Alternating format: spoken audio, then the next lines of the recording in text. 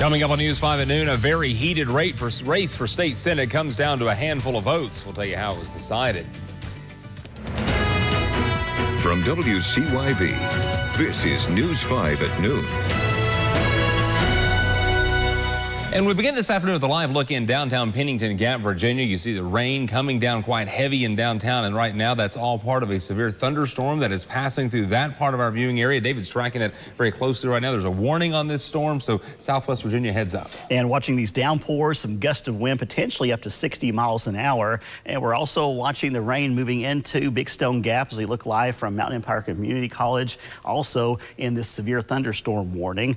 Now we'll switch over to Power 5 Doppler radar and I'll show you that warning. It's in place for northern Lee County, much of Scott County, and also much of Wise County. This severe thunderstorm warning in place till 12:15. For the potential of gusts to 60 miles an hour, could damage some trees and power lines, perhaps some small hail, and certainly some torrential downpours from Duffield northward to Big Stone Gap, moving toward Norton, Wise, and also Fort Blackmore. And over the past 15 minutes, we've seen 94 cloud-to-ground lightning strikes, and it was even higher just a few minutes ago.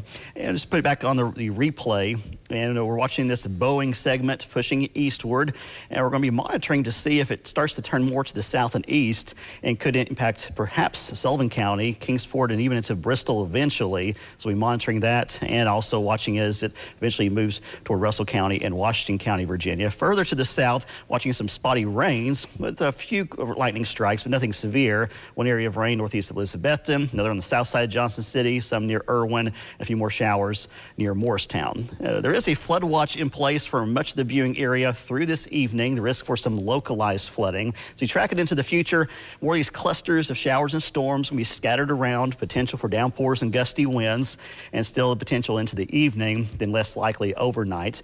Temperatures now around 83 in Kingsport and JC, 84 in Greenville, 82 in Clintwood, but down to 70 rain-cooled air in Jonesville. Highs look to be in the 80s for most today with scattered showers and thunderstorms. But we're also keeping an eye on the tropics. Brand new, we have a potential tropical cyclone number 4, and it is going to be likely becoming a tropical storm this weekend.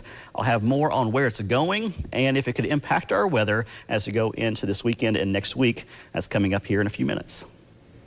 The very heated race for state senate in Sullivan and Hawkins County decided by a slim margin. Less than 900 votes separated the two candidates.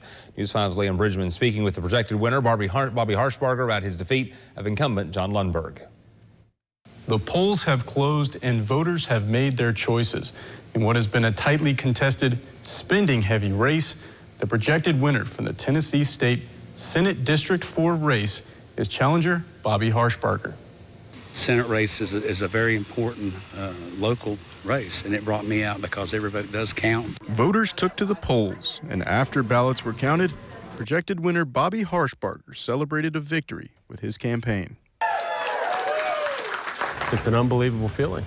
You know, when you're going through this journey for almost 3 months, you keep thinking every day, am I getting closer and closer and closer to the finish line? And then it's here before you know it. Harshbarger said the race has been an uphill battle from the beginning, but says he's ready for the opportunity. My whole goal from day one is to be the most effective representative I can be. I don't have an agenda per se. You know, I've not kind of sat down and made a list of things that I want to tackle. My whole objective, once again, is just to be the best and most effective representative for the people here. And we have a full look of election results on our website this afternoon. Go to WCYB.com for all the races from across the region. An East Tennessee man is dead after a boating accident on Norris Lake over the weekend. It happened about 10 o'clock last Friday night. TWRA saying the boat hit a rock. There were 10 people on board. 6 of them were hurt. The boat's 51-year-old operator died. The TWRA reporting this is the 14th boating-related fatality in Tennessee this year. It's the first day of school for two school systems here in East Tennessee. Bristol Tennessee City Schools and Greenville City Schools are both going for a half day this morning. They'll go back next week for their first full days in the classroom.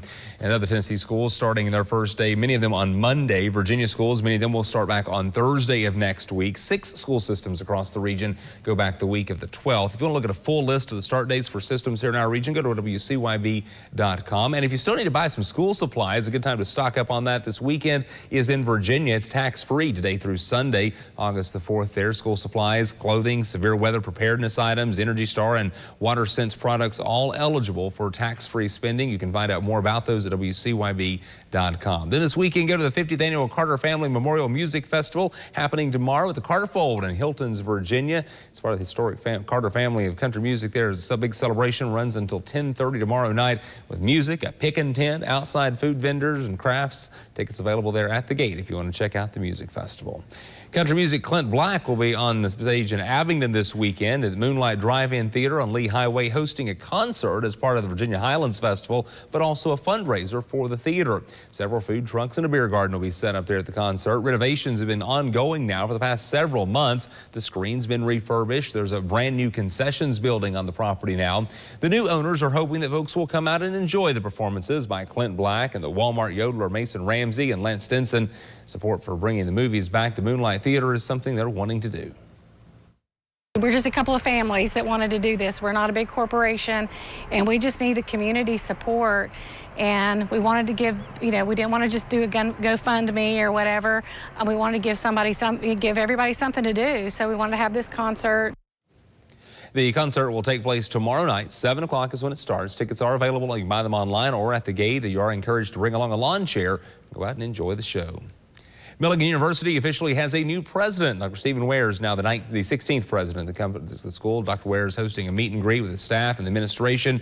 He's a former chief academic officer and chief information officer at Point University in Georgia. He replaces Dr. Bill Greer, who recently retired. Ware says that he plans to continue the Milligan commitment of academic excellence.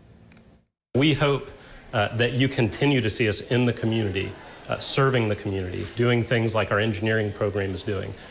If we're not practicing it while we're here, we probably don't have much hope of doing it after we graduate or leave. So that's why we do it from day one. The former president, Dr. Bill Greer, will continue his work with the university, moving into the role as chancellor. Storm Track 5 weather cameras brought to you by your locally owned Ashley. Recapping the severe thunderstorm warning is in place for northern Lee County, much of Scott County, and also much of Wise County for the next few minutes through 12:15. Some of the heaviest rain, strongest winds, western Wise County over Big Stone Gap, and also into western Lee County over Duffield, moving toward Fort Blackmore and Norton.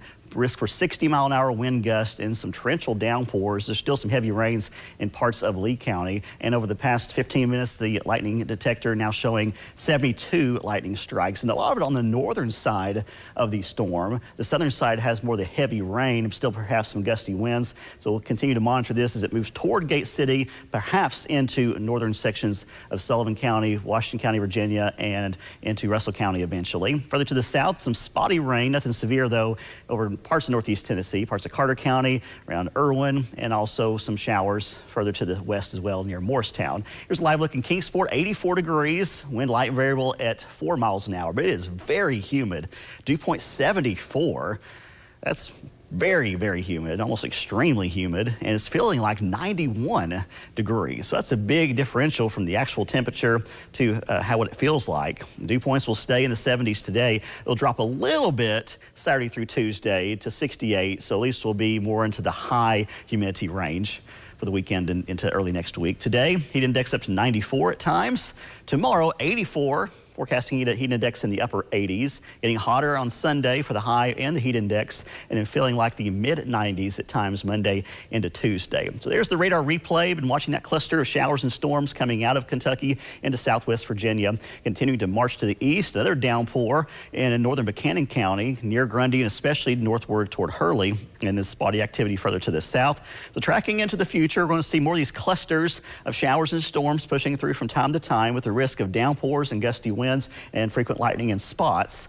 And then gradually the rain chances diminish as we go through tonight. Highs today in the 80s, near 80 mountains in the mid to upper 80s valleys. A couple spots may touch 90, and then lows tonight around 65 to 70 degrees. Severe threat tracker medium today and tomorrow with scattered rains, and the flood watch continues through this evening. And this rain chance will be dropping Sunday and especially into Monday.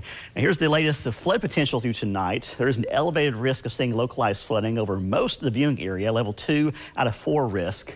That's why that flood watch is in place. And big picture shows that we have a break in the action to the west of what we were talking about so far, but we still can see some more clusters of showers and storms redeveloping and moving through the area the rest of the today.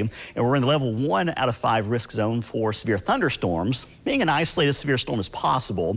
Main risk coming in the form of isolated damaging winds. The tornado risk and large hail risk are both looking very low through today and tonight. Looking ahead to tomorrow now on the future track, fairly quiet to start, maybe a few spotty rains, then a better chance for some scattered showers and storms Saturday afternoon and evening. With the coverage of the rain not as high, chance of rain about 50% tomorrow, today 70%.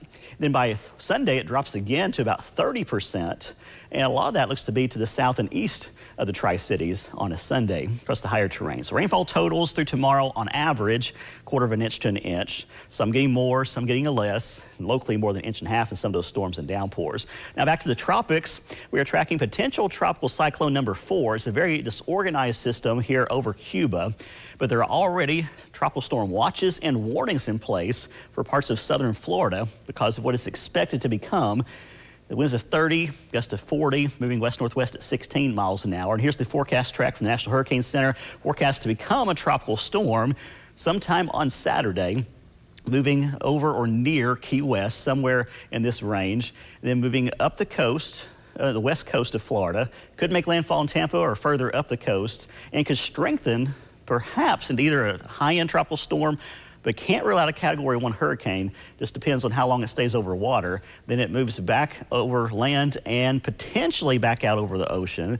It could go pretty far west. If that happens, it will be bringing us some rain next week. But if it takes this track, little to no rain. If it moves further to the south, no rain at all.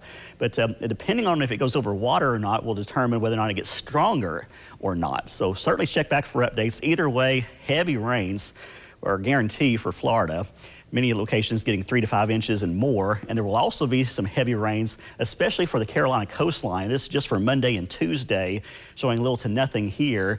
And if it takes a western track, we could see increased rains, and so just check back for updates of the weekend and next week. Back here to our forecast, 80s for highs today and tomorrow, low 90s Monday through Wednesday, and then close to 90 toward the end of next week. Lows pretty close to normal in the mid-60s. For today, scattered showers and storms, humid, highs in the mid-80s, breezy at times. Now the southwest 5 to 15, tonight down to 67. Still a chance of rain and scattered storms, mainly before midnight. 50% chance of scattered rain tomorrow, no chance for a storm. Odds of rain down to 30% Sunday. Looking dry Monday and Tuesday, hot, highs in the low 90s, not far from the record high of 94 on Tuesday. And then watching that potential for tropical moisture Wednesday and Thursday. At this point, it looks like it will stay to our east, but again, check back for updates. The following segment is sponsored by Food City.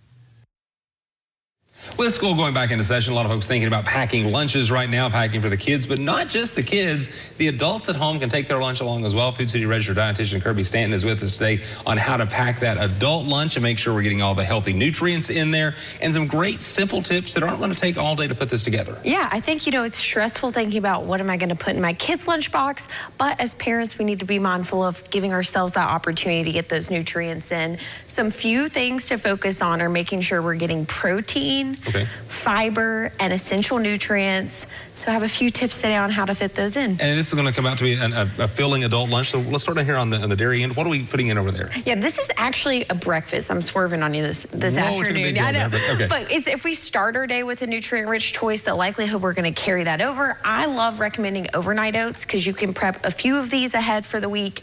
Some great ways you're getting in your whole grain, which is your fiber component with your oatmeal. You're going to get some protein by mixing in yogurt, cottage cottage cheese, or I love our Food City high protein milk. Okay. It's kind of like what we see with like a Fairlife. It's an ultra filtered milk, lower in carbs, higher in protein. You can prep these ahead of time, let them be in the fridge overnight. Super simple. Okay, then I put nuts in mine. I like to add a little nuts in there occasionally. That's some good healthy fats and fibers, so you're doing great with that. Okay, heading on down to see some cucumbers. Yeah, so I think when it comes to vegetables, making them easy to incorporate, mini versions tend to work really well for kids and adults. Okay. So I love these are actually cherry tomatoes that are packaged into individual components. They have our Paw Patrol little friends on there. So again, putting one in your kid's lunchbox, putting one in your lunchbox, mini cucumbers, mini peppers. Those are great kind of snackable things. Compare them with guacamole, hummus, your favorite ranch, just to get that dipping in as well to balance. And they're already in the right size to go into those containers and easy to make them pack quickly and snackable and takeable size. Talk about what you have in the bento box here. Yeah, so bento box, you're going to notice that my plate idea, half my plate or little box here is going to vegetables. I featured some whole grain crackers, and then my protein's coming from hard-boiled eggs.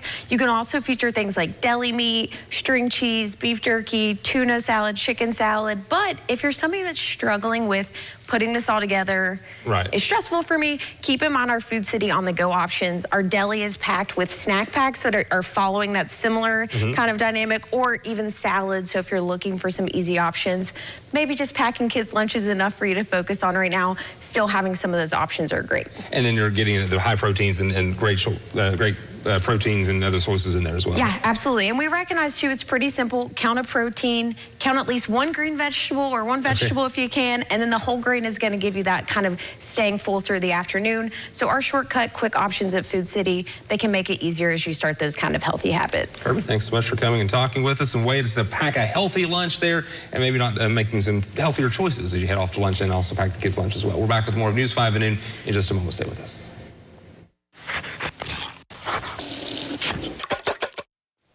Whenever we do a recipe about foil pack cooking, we always seem to get lots of requests asking if we have more recipes like them.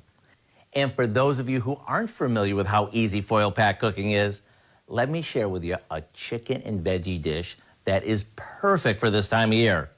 We start by cutting 4 pieces of foil. Each piece should be about 12 by 18 inches. On top of each one, we place a boneless chicken breast sprinkled with Italian dressing mix. To give these lots of color and freshness, we combine some chunked up red peppers, zucchini, onions, and a little vegetable oil, along with a bit more of the dressing mix. Now we top each chicken breast with some of the veggie mixture and finish them off with some shredded mozzarella cheese before sealing them tightly. And whether you cook these in the oven, on the grill, or over the campfire, you'll be amazed at how easy they are. Once you open up these bundles of goodness and taste how juicy and flavorful the chicken is, are you ever gonna be hooked on foil pack cooking? Plus, there are no pots and pans to wash, which is a double bonus. The recipe for our garden chicken and veggies is on our website and ready for you to make as soon as tonight. I'm Howard with Kelly in the Mr. Food Test Kitchen, where today we found a wrapped up way for you to say, ooh, it's so good. You are a screwball. Just take the piece. The latest on that storm you've been watching, David, it sounds like the warning has now expired. It has. It's still producing some heavy rains, maybe some gusts to 50 miles an hour, but no longer severe. But watch for the heavy rain moving through parts of southwest Virginia. More details in the Storm Track 5 app. Good thing to download that this afternoon. David will keep tracking it. Thanks for sharing some time with us. Have a great Friday and an even better weekend.